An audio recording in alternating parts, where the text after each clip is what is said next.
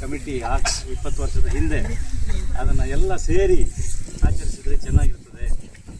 ಇದರಲ್ಲಿ linguistic harmony, religious harmony, caste harmony, ಏನೇನೆಲ್ಲ ಇದೆ ಎಲ್ಲ ನಾವು ಇಂಡಿಯನ್ಸ್, ಎಲ್ಲ ಭಾರತೀಯರಲ್ಲಿ ಯಾವ ಭೇದ ಭಾವನೆ ಇರಬಾರ್ದು. ಎಲ್ಲರೂ ಒಬ್ಬರೊಬ್ಬರನ್ನ ಪ್ರೀತಿಯಿಂದ, ಲವ್, ಅಫೆಕ್ಷನ್, ಅದೇ ನಮ್ಮ ದೊಡ್ಡ ಬಂಡವಾಳ, ಆಸ್ತಿ.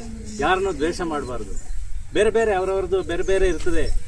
ಯೂನಿಟಿ ಇನ್ ಡೈವರ್ಸಿಟಿ ಅಂತ ಇದೆಲ್ಲ, ಅದು ನಮಗೆ ಬೇರೆ ಬೇರೆ ಬಟ್ಟೆ ಹಾಕ್ತೇವೆ, ಬೇರೆ ಬೇರೆ ಊಟ ಮಾಡ್ತೇವೆ, ಬೇರೆ ಬೇರೆ ಕಲ್ಚರ್ಗಳನ್ನು ನಾವು ಅನುಸರಿಸ್ತೇವೆ.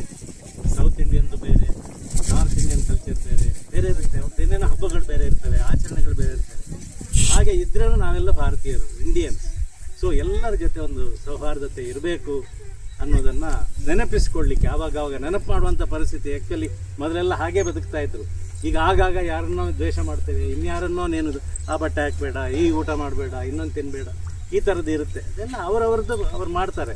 ಅದನ್ನು ನಮಗೆ ಏನು ತೊಂದರೆ ಆಗದ ಹಾಗೆ, ನಾವು ಬೇರೆಯವರಿಗೆ ತೊಂದರೆ ಮಾಡದ ಹಾಗೆ ಎಲ್ಲರನ್ನ ಪ್ರೀತಿಸಿಕೊಂಡು ನಮ್ಮ ಭಾರತ ದೇಶವನ್ನು ಗಟ್ಟಿಯಾಗಿ ಕಟ್ಟಬೇಕಾಗಿದೆ, ನಾವು ಯುನೈಟ್ ಆಗಿರಬೇಕಾಗಿದೆ ಅಂತ ಅನ್ನೋ ಒಂದು ಸಂದೇಶ ಈ ಗಾಳಿಪಟ ಉತ್ಸವದ್ದು.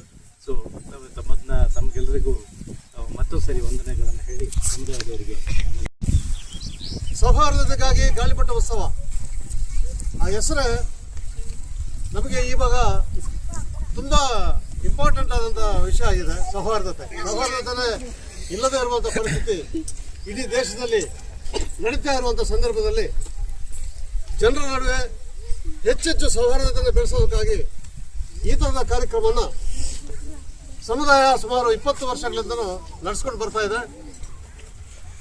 ಸೊ ಇದು ಮುಂದಕ್ಕೆ ಇನ್ನೂ ಹಲವಾರು ವರ್ಷ ಹೀಗೆ ಮುಂದಕ್ಕೆ ಹೋಗಲೇಬೇಕು. ಇಲ್ಲಾಂದರೆ ನಮ್ಮ ಸಮಾಜಕ್ಕೆ ಬಹಳ ದೊಡ್ಡ